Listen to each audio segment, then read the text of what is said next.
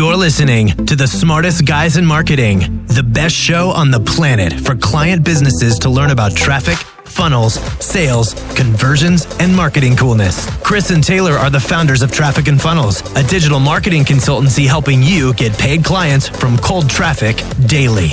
Now, here are your hosts, Chris and Taylor. What's up, everybody? You got Jay-Z and Beyonce here with you, aka Chris and Taylor, smartest guys in marketing.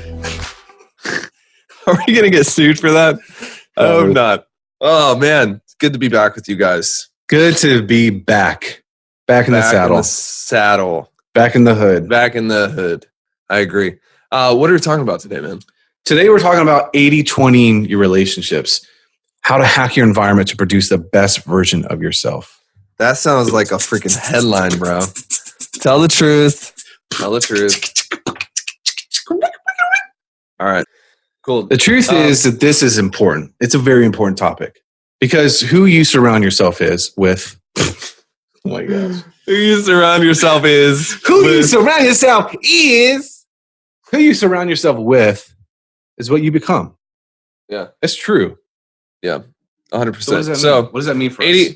So let's break down some things and this is on the top of our radar just because we are planning out the next year for our travel, and we're finally at a place where we are mature enough to actually plan out our travel a year in advance.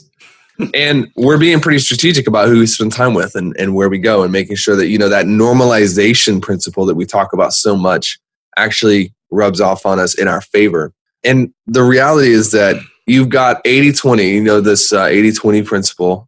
80% of your results comes from 20% of your activities. 80% of your profits comes from 20% of your customers, etc. It's the same with your relationships. 80% of your empowering, inspirational, vibrant moments as an entrepreneur are going to come from probably 20% or less of your relationships.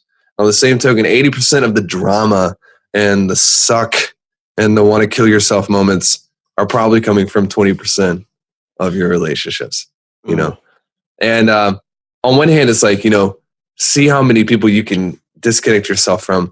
But I think that it's actually not possible to 100% eradicate the negative people. I think that this is more of an issue of time allocation, just like capital allocation, being able to really tilt the scale so that you're now spending 80% or more of your time with those 20% of empowering, life-giving people who inspire you, push you, and value you in the way that you need to be valued.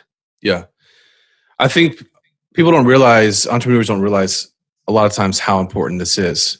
We have people that come into our mastermind that are still dealing with this, and we have to coach them through this because they're way out ahead trying to build a 7-figure business, but they have people that are way far behind pulling them down.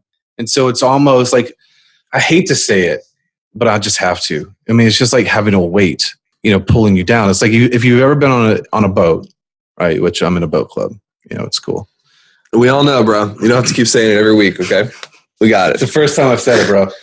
But when you're on a boat, and here's what it literally is like with this visual, is if you have an anchor in the water and you're trying to go, it's going to suck. It's not going to work very well, right? You're going to be exhausted. The boat's going to be exhausted. You're going to run through a lot of fuel.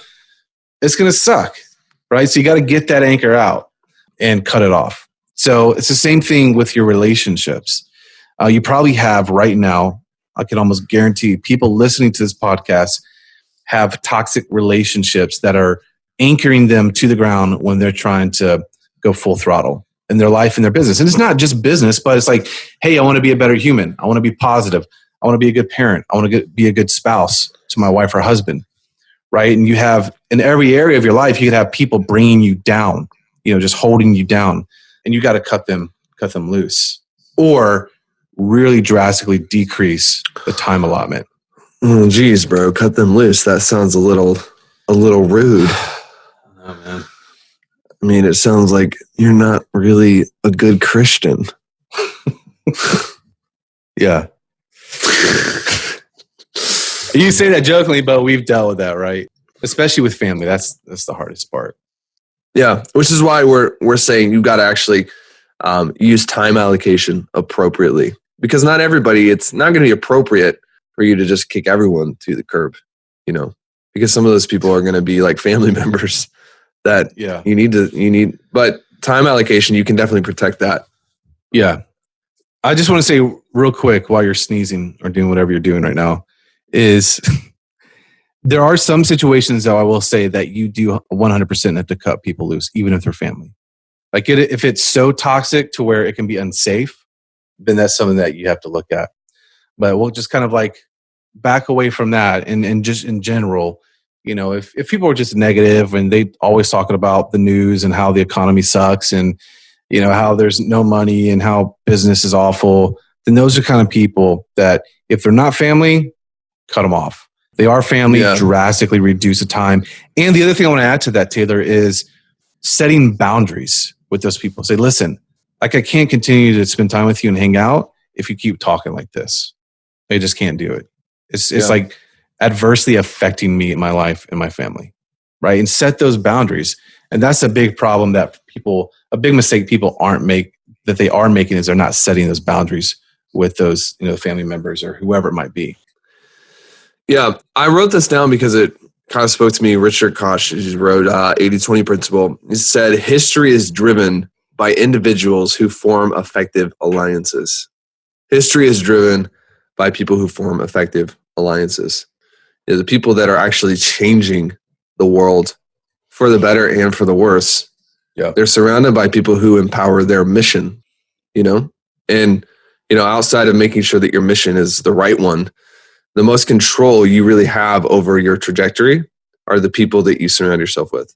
So I don't know if you want to dive into like the factors that kind of matter, or if you just want to kind of like skip over and breeze to the end.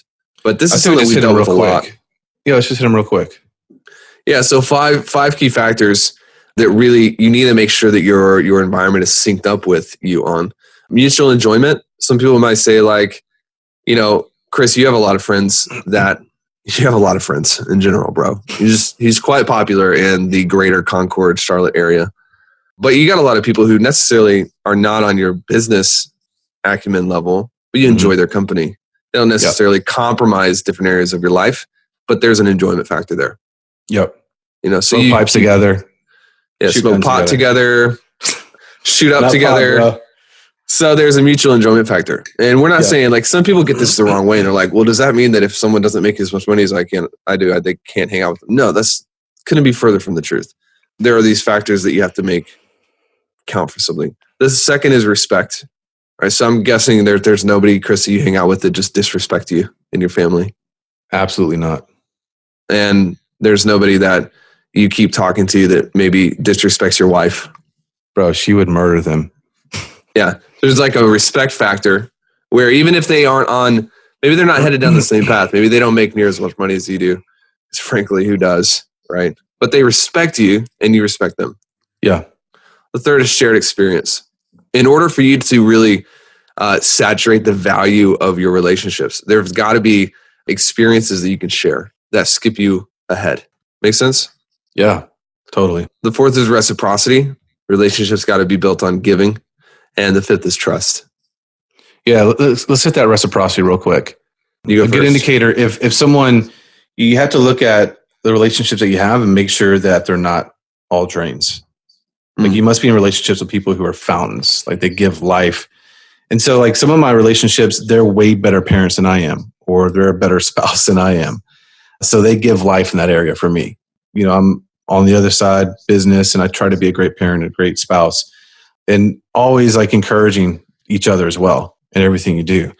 So I think that's really important because a lot of times it's so one-sided. There's no reciprocity, right? So, or they're always asking you for something and never giving. Yeah. Yes. Money, time, all that kind of stuff. Yeah.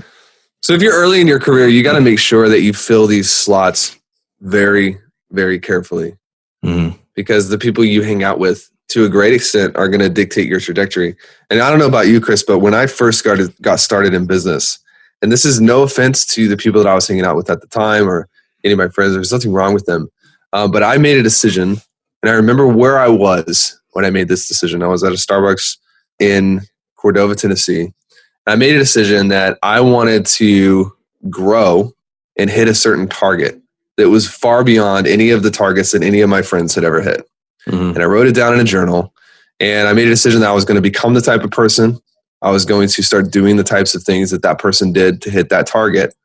And I limited the time that I spent with people who weren't interested in growing, who weren't interested in getting there with me. And to be honest, that was every single friend that I had at the time. You can ask my wife, you can ask anybody who knows me or who knew me at the time. It was a painful decision. I was just like, you know what? I'm going to spend the time that I have wisely and appropriately in an effort to kind of grow to that level and hit that target.